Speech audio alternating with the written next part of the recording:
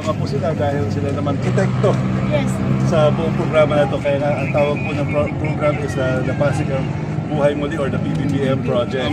Tambak po siya ng mga basura dati, hindi po siya passable.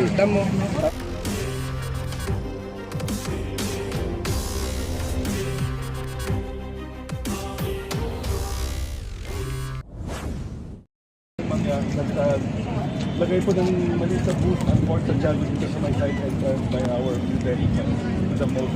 So makikita rin natin na yun yung ano nila, provisional entrance, pwede po pumasok ang mga tao po doon. So sir, may mga viewers po tayo nagtatanong how much daw po ang approximate na budget daw po dito na inilaan?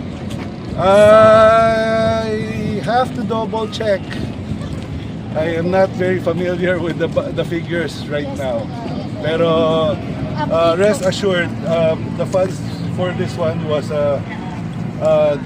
primarily through donation of the public sector.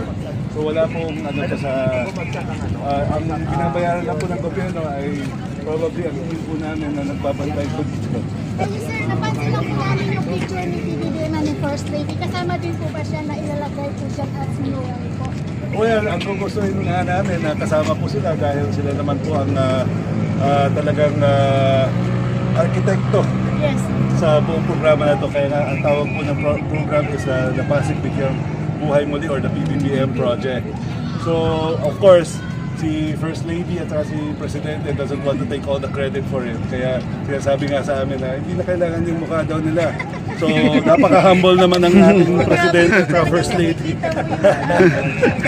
Hindi na pala kailangan. To be honest, sila talaga siyempre yung driving force behind this development here. At kung nag-inaugurate nga po kami, tuwang-tuwa sila, nakita nila kung paano natin na paganda at na-rehabilitate, na-revitalize itong area na ito. Almost how many months sir yung construction bago ma-open? I think we started around November at Plaza Mexico and then we finished around mid-February. Wow, so napakabilis no? Ng construction. So right now we're entering the Port Santiago area already.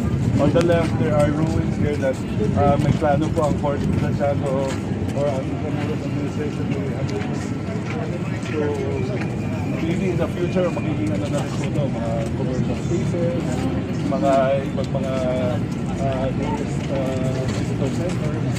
Mas more on economy talaga po yung gusto And also services for our visitors na meron silang mga areas where they can relax. Mahaba-haba rin po ang mga natin. Yes, ito po yung future na mga developers na gusto gawin for this portion of Port Santiago. Well, concept po siya. Yung structure, syempre i-buy pa po yung sabi.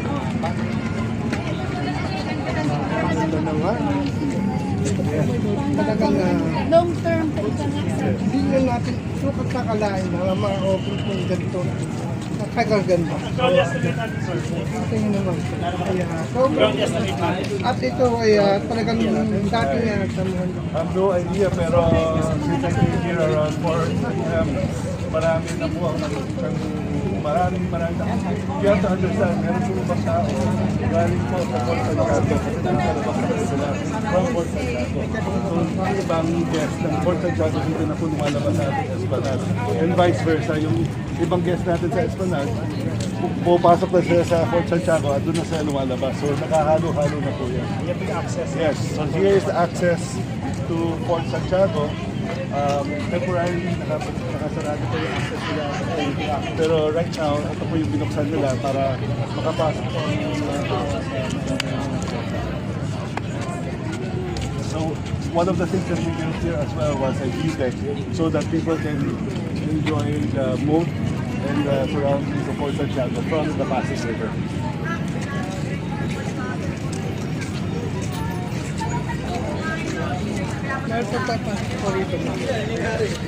Ito yung pinaka-stage mga kaibigan nandito na. Yan, kung makikita nyo naman, malawak yung vista po dito, marami po makikita.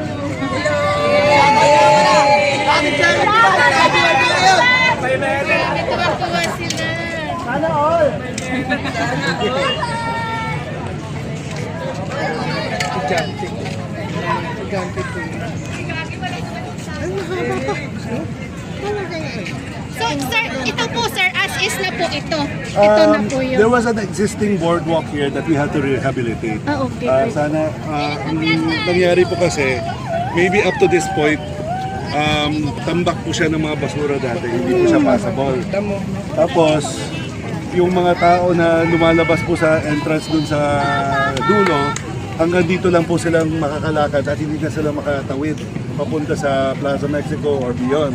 So, ginawa po natin through the PBBM project, binuksan natin ito, nilinis natin lahat, pinavement ulit natin ito lahat. At binuksan natin yung walls kasi dati po maraming mga ligaw na puno na Nakagilid po lumalaki dyan. dito. Actually, nasisira na po yung walls natin ng Fort Santiago. So, pinag-usapan din po kami ng Intramuros Administration, tanggalin na po para ma-highlight rin natin yung walls. So, nakikita nyo, lalo na sa gabi, na-highlight natin ang kagandahan ng Fort Santiago. So hindi na po siya lalagyan ng sir, ng ilaw po dyan para mas lalong lumabas yung kagandahan. I think, ganito na po siya, para at least subtle lang yung pagkaano niya. Kagaya po yung mga monumental lighting natin sa mga ruins natin doon sa likod. Ganyan yan po na hindi naman sobrang dapat na malakas yung ilaw. Pang-accent lang talaga. Para ma-preserve yung anong story. Ano, ma-preserve yung mga dating bato na ginagamit. Something that Pinturahan. Yan yung talagang pinaka-original. So sir, hindi na po ito yung ilog Pasig, kalat noon, kalat dito.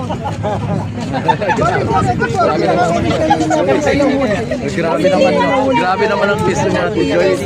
Napakaganda naman, Ayan na po. O diba? Ang structure. Itong structure sir, dati pa. Ato pa to, panahon pa to ng Spanish. Talagang, so ito talaga ang gusto ni First Lady, talagang mag-preserve yung There's some portions rebuilt during the Filipino-American War, the World War II. Kaya yung mga butas-butas na sabi nila, mga bomba at mga bala yun. Ay, tama pa po yun, bro. Buti siya, kaya wala ko kayo na nakita pa ng mga bala na nandito. Panahon pa yan, sir. Kumanat na nabaon. President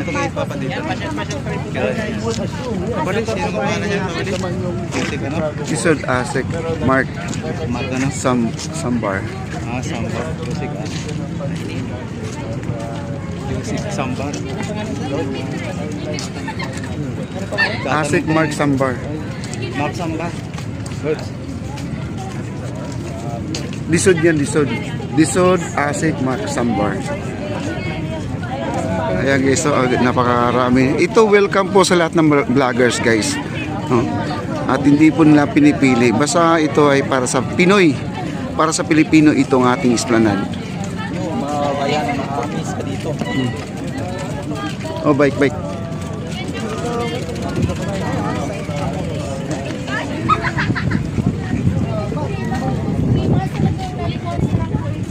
Well, yung ito, listed niya po ito. Pero dilinis talaga namin ito. Tapos binago namin yung mga ilaw, inayos namin yung mga balusters, yung mga lamp. Dati po, madilim po dito kasi nalan lang yung ilaw dito. So, ginawa namin ang design na mailiwalas na po siya. Nakikita niyo naman. Mamaya, pag talikod po natin, makikita niyo tuloy-tuloy na po yung ilaw.